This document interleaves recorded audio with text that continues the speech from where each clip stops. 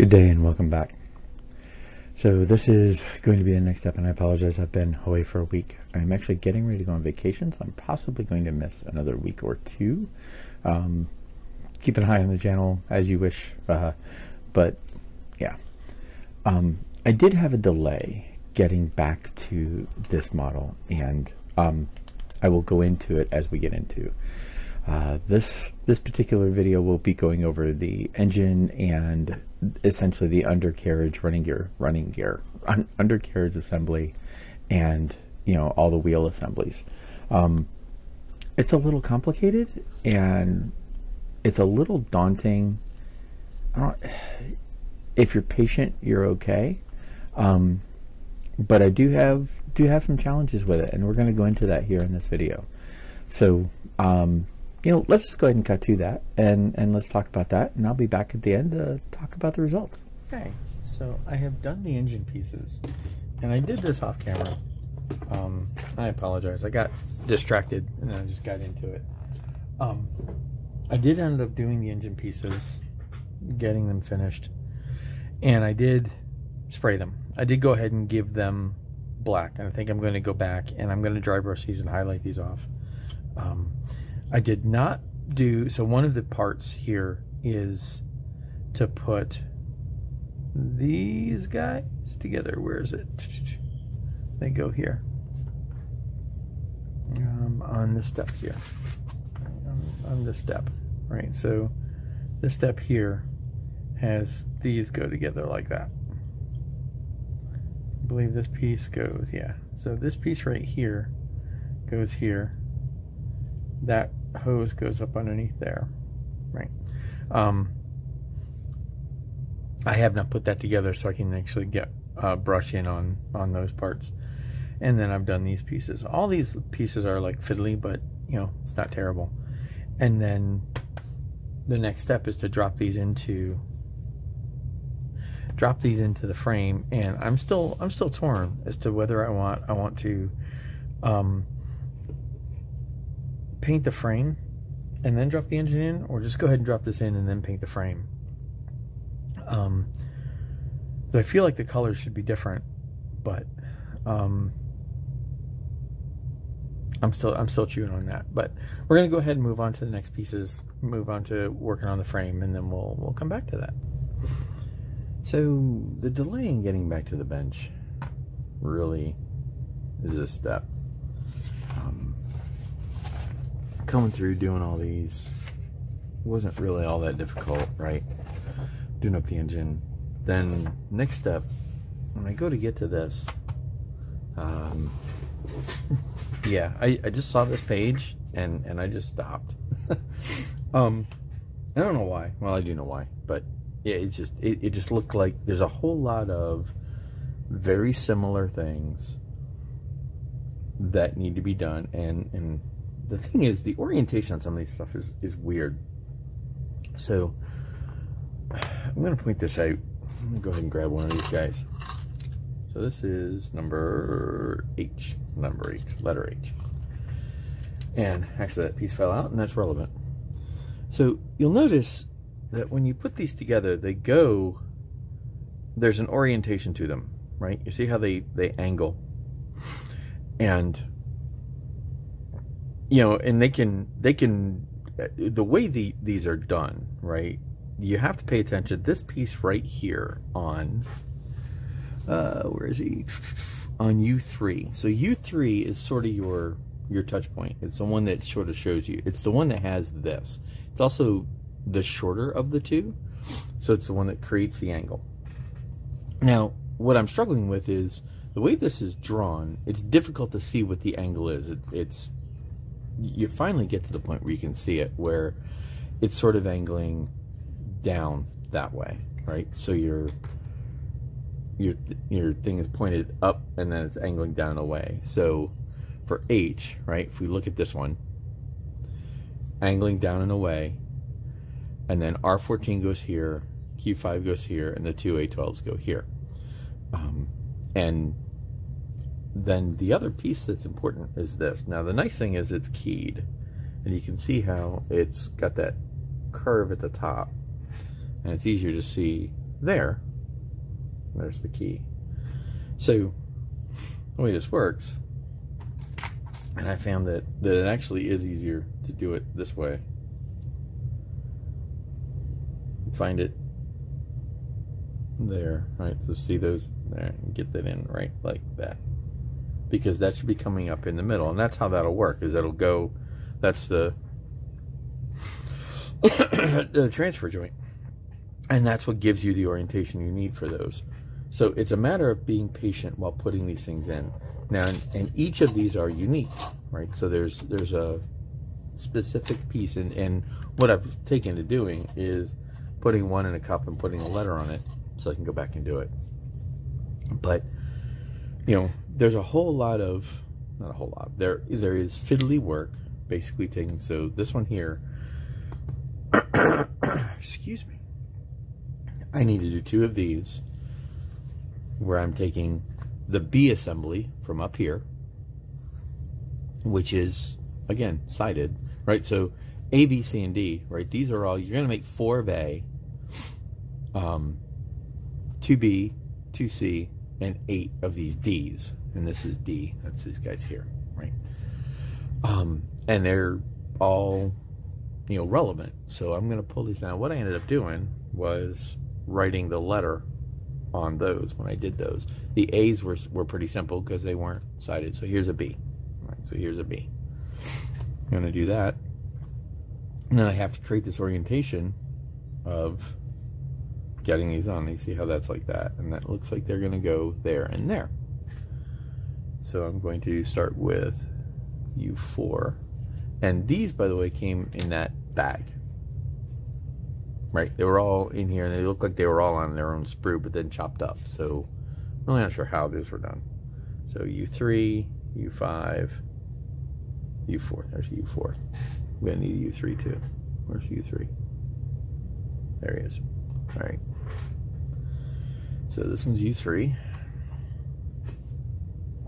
Just snip that bad boy off. And then clean them up. And that's something we got to do a lot of. I mean, all of these. There's a lot of cleaning on every one of these. Well, not a lot, but enough. You know, I'm not going to worry about that seam in there because it's going to be literally buried, hidden inside. But all right, that's U4. That is U4. See? So now I need to make sure I have these in the right orientation. Just like this, U4 at the top, and it goes in like that. Okay, and see how that goes? And then I'm going to take U3, and again, that little flange right there, you can see that there. The little flange is down. So that's going to go there. Now, once I do this, this is where things get a little bit, and they fit tight. I actually broke one of these doing this already once today in this assembly. These are really, you know, those are pretty snug. Now that one's pretty tight. Now, here's where things get complicated. If I take D, they don't just rest there, right? If I set them there, they'll rest there. Now you see how they create that angle, right? Now,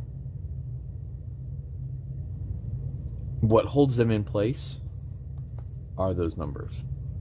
Are these things. So now I need to go find a Q5.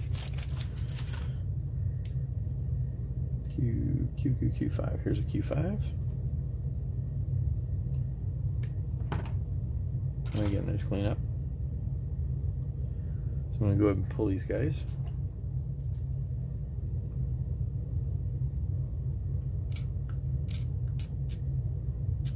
So there's Q5. Now that's going to go on the upper one here. So it literally is what holds things in place. So these pieces here, and some of these are really tight. They don't go in well. And you have to clean them or open them or whatever. And others you don't. And this one looks like it might be.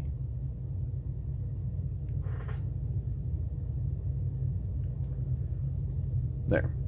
That will See, now that one's not really going in very well. So I need to pull out my Dremel, open that up a little. And you see how those are got 2 layers, and theoretically it'll just go in and all the way through, but you can see how it doesn't quite. So it needs to be opened up. I have my little drill with the low speed, and I can do that.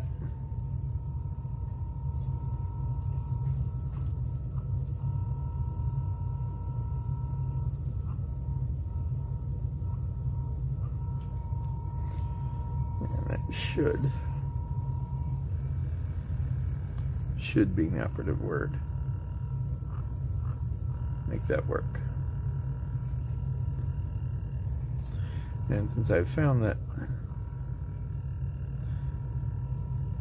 you know, those are okay. And it's better if they're loose, because then you can just glue them, than if they're tight, because then you can't get them in. So let's get this bad boy back on there. And orientation on this one isn't as relevant than that one, because that one does have that flange. So now let's try this again. Make sure I've got this right. Okay, like that. Then you're going to go into the top right there.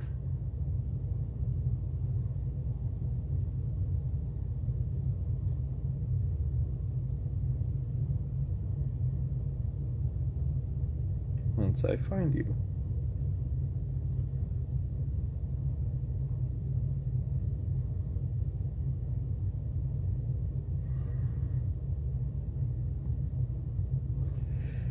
There we go. There. That's snug, but it's in. Then the next one I'm going to go find is H8. H over here. Should be an H8 over here. And I will mention again, I really love the way these are done, because you can actually find parts. 10, 9. I've already used H8 for that one. Out of that H, there's 2 H screws. So we already used that one. So there's the H8 on this one is missing. Interesting. Duh, because I don't need H8, idiot. I need R14. Never mind. Never mind. R. There's R. R is another one where you have a whole bunch of similar screws. Here's an R14. I've used both the R14s there. So I can pull one of these guys. And you can kind of see how this goes, right?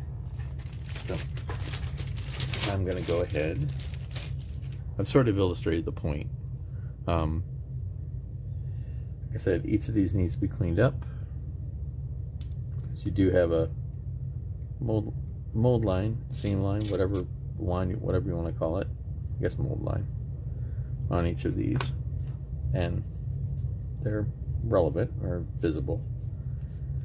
I honestly don't know that they're going to be visible, because, you know, this is all inside with the transmission and stuff. So I think the only time it'll show up is when you go to do the wash. But it is what it is. So let's get this bad boy on. And I apologize for hitting that with my glasses. Let me see if I can get this in. There. See how that just slides right in. Now that's nice and snug. That'll go in. I intentionally left that there because you're going to need that later. There we go. So there's that. And then again, we're going to go find another. We're going to go find Q2, and that will again have. You can see how that is got a slot on it, right? And that's going to give you your orientation. And then that's this here. And that feels funny. So that should actually be like that.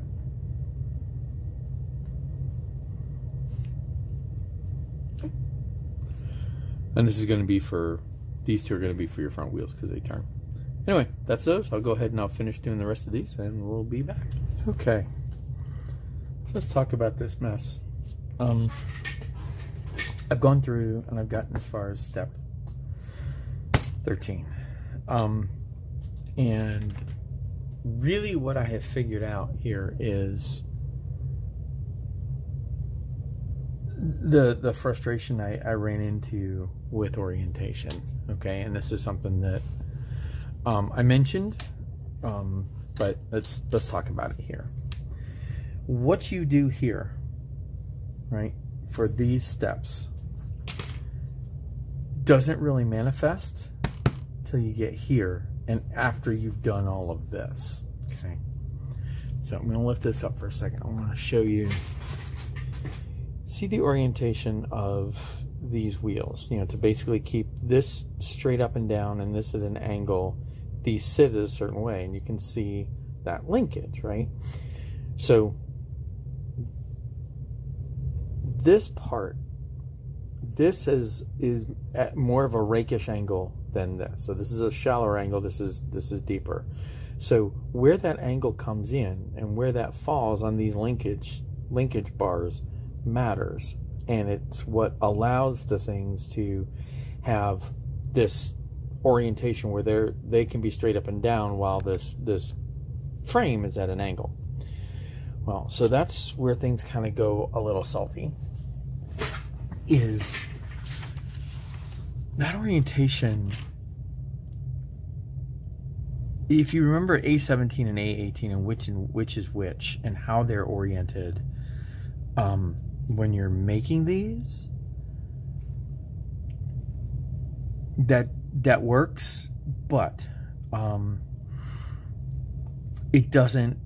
It's difficult to see, and this is something that I found when doing these things is the angles on these, because you make these here, and then you don't deal with them till here, and this part isn't really clear what that orientation is. This, and when you look at this part, the longer part is the part you want to come here, but there really isn't a way for it to tell you that. So it is possible to get this flipped. And it's really subtle when you look at the part. Right? When you look at that part, you can see that if you know you're looking for it. Remember that you're looking for it, because what that ends up doing is that allows things. So I had a problem with this one, and I had a problem with this one, in that I had them reversed and I had them backwards, and that meant I pretty much had to get creative with how I fixed it. So I've now gone on and got all that done and all of these steps done. I'm going to move on to the next. I'm going to move on here to 14 and see what more of this I can do. And as I start looking at this, I'm still thinking about painting and when I need to paint. But I'm getting to the point now where I feel like I need to give it the base coat before too terribly long, or I go ahead and drop in the engine pieces. Okay, so that's that. Like I said there at the end, I'm now pretty much to the point where I feel like I need to make a decision on the painting. I did go ahead and paint, you know, the engines black and the main transmission piece black. But I feel like now, as I look at the instructions and where we have to go forward, we're going to start putting pieces on that are going to shield other pieces. So I feel like next I'm going to decide on the color scheme and shoot this with whatever color I've got. I'm going to drop the engine piece in, and then from then on it'll just be, you know, painting the rest of it. And again, this is where it's a little bit unclear as to how all this goes together, so that's hindering a little bit some of the decision-making process, and that's kind of where I want to go with this statement. You know, I'll make the decision on painting and we'll move forward, but between that decision-making process and what I need to do for what I needed to do for the wheel assemblies, I feel like the instructions really could benefit from a little bit of addition.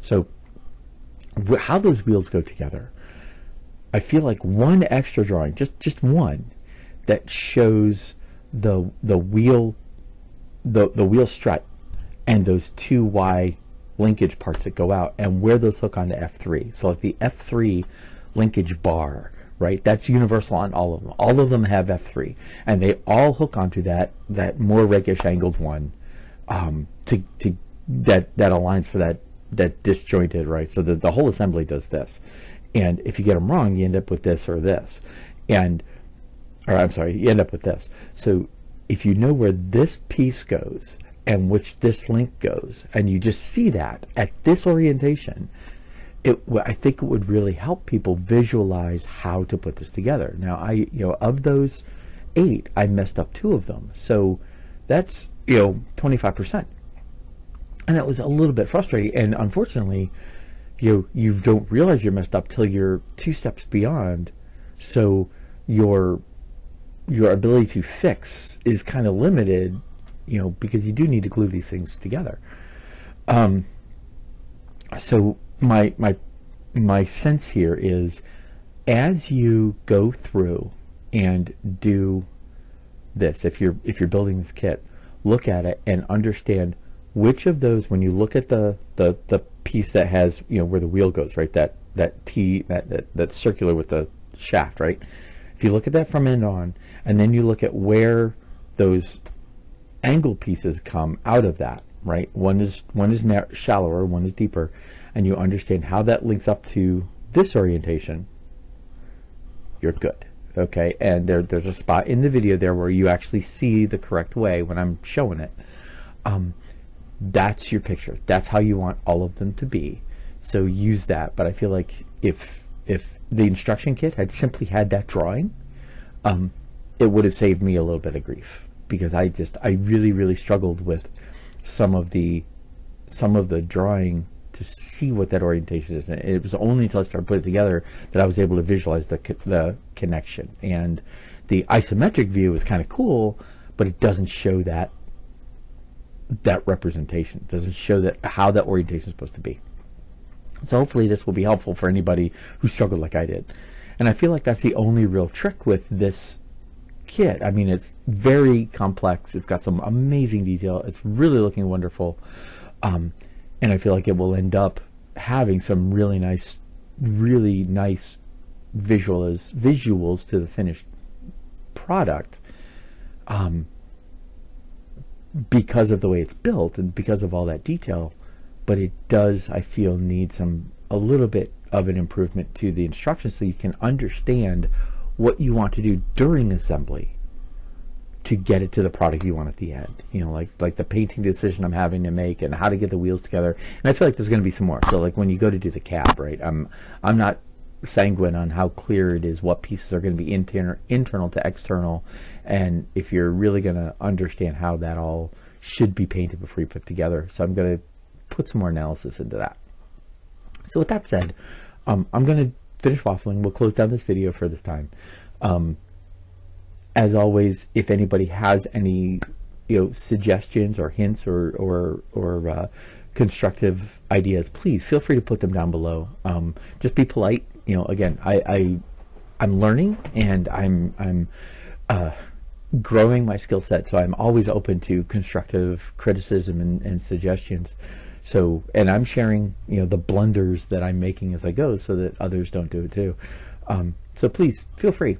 So as long as things are constructive and supportive, helpful, I'd happy just be polite. With that said, I am going on to vacation, so probably next week or the week after we'll see a shorty, because I'm going to get limited time at the bench. But we're going to keep cracking on, and next time we'll see how far we get. So until next time, thank you very much for watching. I hope this is entertaining, useful, helpful, or at least a decent pass of time. Thank you very much for the patience, and until next time, as always, happy modeling.